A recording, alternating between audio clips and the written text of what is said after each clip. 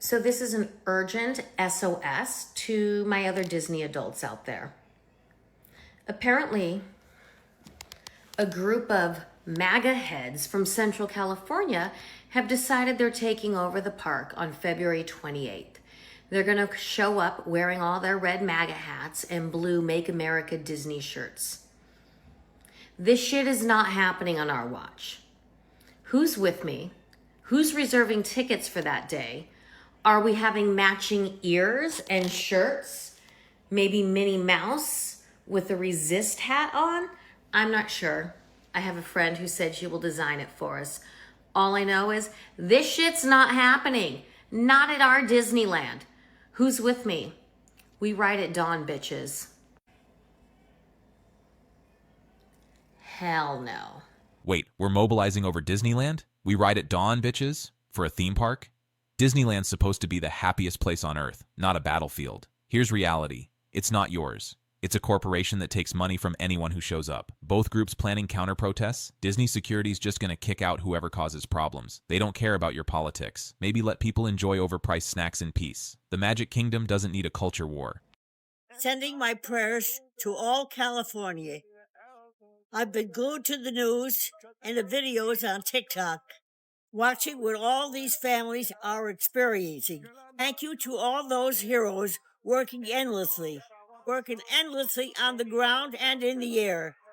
This is truly heartbreaking to see so many people's lives affected by this tragedy. Prayers do work, so keep praying for all those people in California. Follow me for more videos. Crazy footage we're just getting in, and this is footage of former Minnesota Vikings punter Chris Kluwe, and he attended a city council meeting in Huntington Beach, California, and he gave them a piece of his mind about what MAGA means. So Kluwe was there to protest a MAGA plaque that they had put up in the Huntington Beach library. When he protested and spoke about MAGA, giving his unfiltered thoughts, he ended up getting arrested and pulled out of the room. You've got to watch this. Just a quick note before I play the clip. Thank you for making the Midas Touch podcast the #1 podcast in the United States. If you haven't subscribed yet, add the podcast now on Apple and Spotify. It's free. Unfortunately, it's clear that this council does not listen, so instead I'm going to take my time to say what MAGA has stood for these past 3 weeks. MAGA stands for trying to erase trans people from existence. MAGA stands for resegregation and racism. MAGA stands for censorship and book bans. MAGA stands for firing air traffic controllers while planes are crashing. MAGA stands for firing the people overseeing our nuclear arsenal. MAGA stands for firing military veterans and those serving them at the VA, including canceling research on veteran suicide. MAGA stands for cutting funds to education, including for disabled children. MAGA is profoundly corrupt, unmistakably anti-democracy. This is a daily reminder that California is red. Born and raised in this state, and every single day that I live here, it's a constant reminder every single time our governor opens his mouth that this state is actually red. The most convincing reason I have is our good old friend Jerry. Gerrymander. We love him. Just watch. Mark my words. Save this post. Send it to a friend. Don't forget to engage from the bottom up. Love you. Ask and ye shall receive. Yes, the Make California Great Again hats. My dog loves them. Selling hats, because nothing says I understand policy like merch. California isn't failing because of one person. It's expensive because it's desirable. Supply and demand. And this California is actually red because of gerrymandering claim. Gerrymandering affects congressional districts, not statewide elections. The governor won by millions, twice. California has real problems. Housing costs, homelessness, taxes, legitimate complaints. But a hat won't fix it. Understand the actual issues. NIMBYism blocking housing for 40 years. Prop 13 gutting tax revenue. Decades of sprawl. That's where solutions start, not merchandise. Are now for sale on here. There's a link in my bio to the Make California Great Again hats. Let's get rid of Gavin Newsom. These are very stylish. I just put this on. This is brand new, so the cap's not real bent at the front, but hey, it looks pretty good. Fits my big melon because I got the biggest head there friggin' is in the entire universe. But Make California Great Again hats now for sale. Let's show Newsom that we support California, not his pockets. So, go ahead and grab one.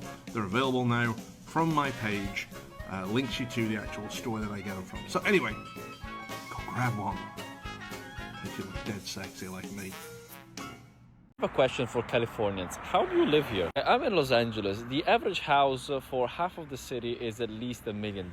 If you own a house, are you telling me the average person is making $300K a year? If you're not owning a house and you are among the poorer side of society, how the fuck do you afford everything? If you cannot afford shit, why do you choose to still stay here? I don't know about you, I invest in houses in Central Virginia. You can live comfortably with $25K a year. 3 hours away from Washington DC, an hour away from Richmond. Yeah, the cost of living is so low that if you make 40 grand a year, which is laughable in California, you can save more than the average poor Californian, I guess. Now, I get the whole gist of going around in a t-shirt all year round. And to me, it's nuts because I just came from Washington DC where it's like minus 1,000,000 degrees and I need 5 different jackets. Guys, life is expensive here. Don't even get me started on taxes. Like, I like coming here to see my friends, having a house to stay. I would never come here for vacation because I'm Italian, guys. If I have to be to the beach, I've got to take a flight, go to Sardinia, live a rich man's life on a budget. Most of all, eat proper food instead of fast food. I don't know, like the life costs are so high that it takes the equivalent of a high salary in New York to live a pretty mediocre life. At this point, just move to Europe. I feel like life is way easier. Why live in California when you could live in Central Virginia for $25K a year? If you have to ask, you've answered it. People live in California because that's where the industries are. Tech, entertainment, biotech, aerospace, finance. These ecosystems don't exist in rural Virginia at scale. Yeah, housing's expensive. Yeah, taxes are brutal, but earning potential justifies it. Software engineer in LA makes $180K. Same job in Virginia, maybe $85Ks. California still wins. As for just move to Europe, most Americans can't get visas. Immigration laws exist. Ironic. But here's the kicker. This guy's complaining while staying at his friend's house in California. If it's so terrible, why are they still there? It's called trade-offs. By the way, if you want to get a house in Italy, I help out people. I'll release a little product soon where people can go through a whole team and get a house in Italy for sub 200K. Just saying.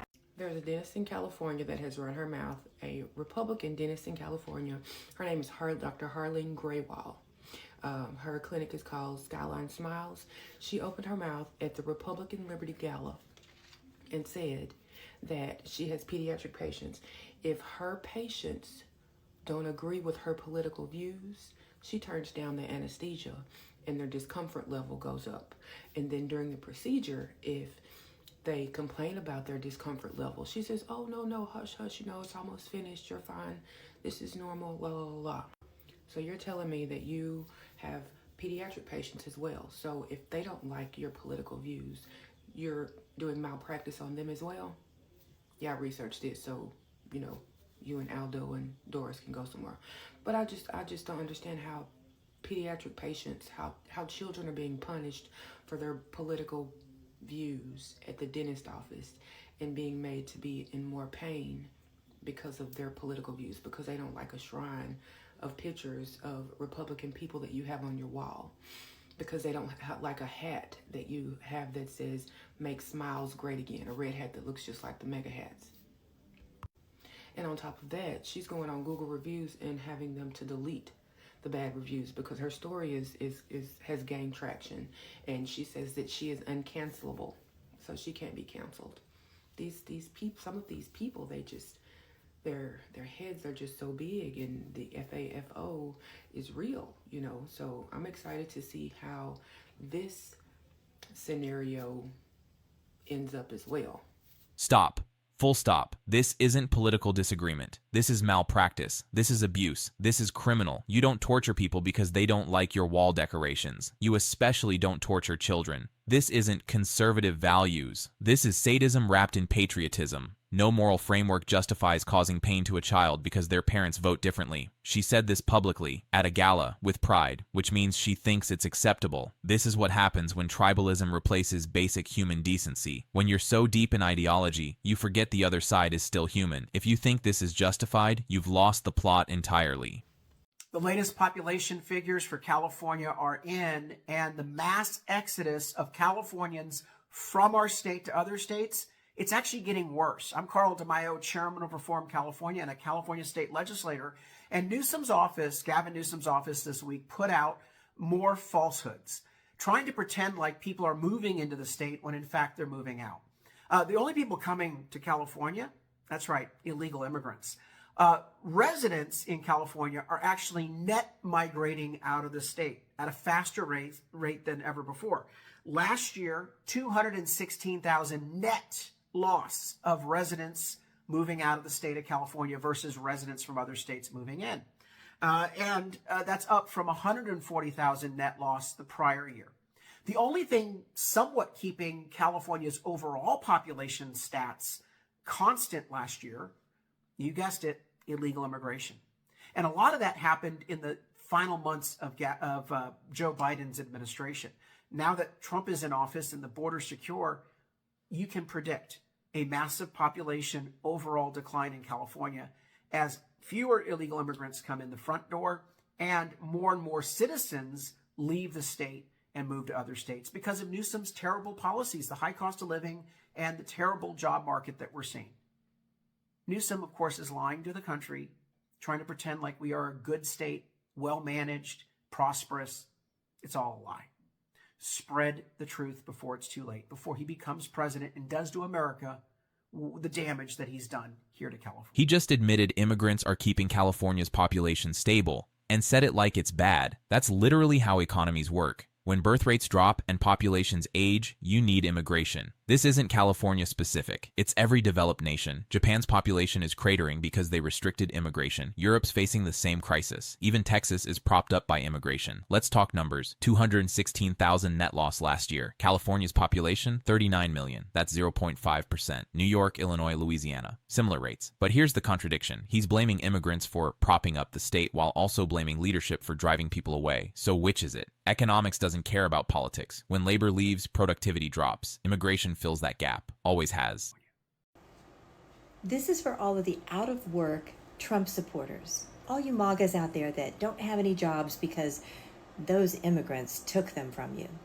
Just wanting to let you know that California citrus growers are hiring right now. Yeah, because the migrants are gone and the citrus growers need somebody to pick that fruit because it is ready to be picked. And you get paid about $13 an hour.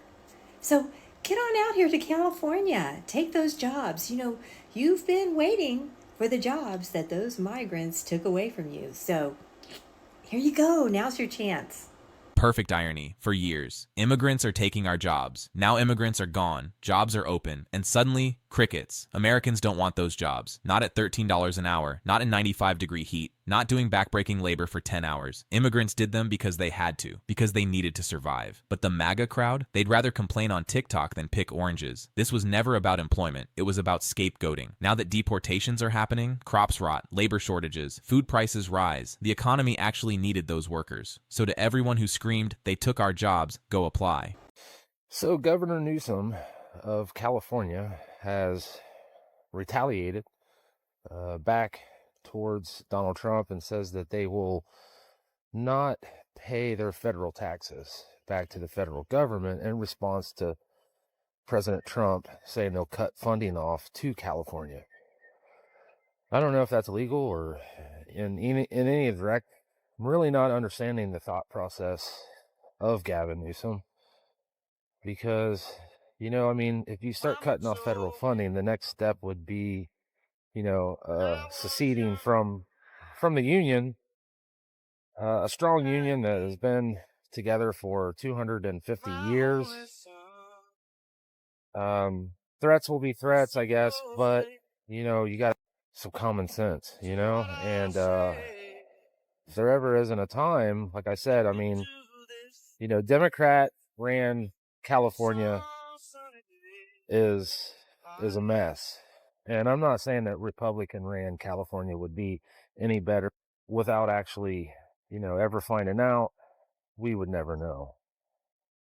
But, you know, when you're taking hardworking taxpayers' money and, you know, threatening to cut it off, you know, like I said, the only thing that leads to is us being California, seceding from the United States of America and becoming our own country. And I don't know how much sense that would be, you know, as far as, you know, I don't know if California would have the economy to be able to sustain itself. I mean, you'd have to have your own, you know, everything. You'd have to have your own military, your own everything. I think it would be a big mess, is what I think. Okay, so story time for something that just happened and an example of why I support MAGA. MAGA as in Mexicans aren't going anywhere. I live in Southern California in a neighborhood in our city, a section that is mostly Hispanic, mostly people from Mexico. And I was just at the gas station, and we also have a lot of drug use, and honestly mostly white people who are addicted to drugs. And this lady came up to me, super intense. She looked like she'd been through the ringer, was crying, saying, I have 4 teenage boys, like they're all hungry, I have no money, I have no work. Super intense energy. I was like, I don't carry money on me. Probably have some change, because I really don't. And then a guy pulled in. She said, I'm going to go ask him. And it was a Mexican man in a work truck. And, she goes right up to it was really intense, to his window and is telling him the story and all of these things. And, he says to her in Spanish, like, no drugs? Like, are you going to use this for drugs? Because she looked like she was, on drugs. And she said, no, it's for my kids. They're hungry. And he said, like, are you sure no drugs? And she said, no, please. She's crying. And he gives her some money. So she comes back to me, and I give her what I had kind of scrounged around that I could. And she just said, he just gave me $20. So after work, gives her $20. And then the kicker is that another guy pulls in, and it's a white guy, and he's in his work truck. And as he's getting out, she approaches him, and he says something like, get away from me, or I'm not going to talk, or like something like that. And she just immediately turns around and doesn't even talk to him. And, I kind of nodded at the guy that gave her the money, and it was just like, it just clicked in my head. I also am a high school teacher. A lot of my students weren't there today because they were participating in the, what was the name? Life Without Immigrants, or Day Without Immigrants, something like that. And they didn't come to school, and they protested on Friday, and it's just really cool to see them come together. But that what just happened is what I see all the time. So this whole thing of criminals and rapists and this and that, like, it absolutely disgusts me, because the people saying that are the people who are that. And they have their minions run around spewing the same thing that they hear. And it just is absolutely infuriating, because I see the opposite every single day. This moment, this is everything. Woman in crisis, clearly struggling. She needs help. Mexican immigrant, fresh off work, barely has money himself. Stops, asks if it's for her kids, gives her $20. White guy in a work truck, get away from me. The teacher watches this daily. Her students skip school to protest their own potential deportation. Kids whose parents work those jobs, pay those taxes, show that compassion. But somehow they're the criminals. It's projection. Always has been. The cruelty, the selfishness. It's not coming from the immigrant community. It's coming from people claiming to defend American values. The teacher said it perfectly. The people saying immigrants are criminals are the ones who are that. She sees it every single day. So what did we just watch? A state at war with itself. People divided by who they've decided to blame. Disney adults ready to brawl. Hat sellers. A dentist torturing kids. Immigrants showing more humanity than the people trying to deport them. Contradiction. Hypocrisy. People who've forgotten the person across from them is still a person. California's not perfect. It's expensive, chaotic, and has real problems. But it's not the hellscape some make it out to be. Maybe if both sides stopped trying to win and started listening, we'd get somewhere. But that requires humility, empathy, nuance. Drop a comment if you're exhausted too. Hit that like button, share this, and subscribe. California's not done being messy. Neither are we. See you next time.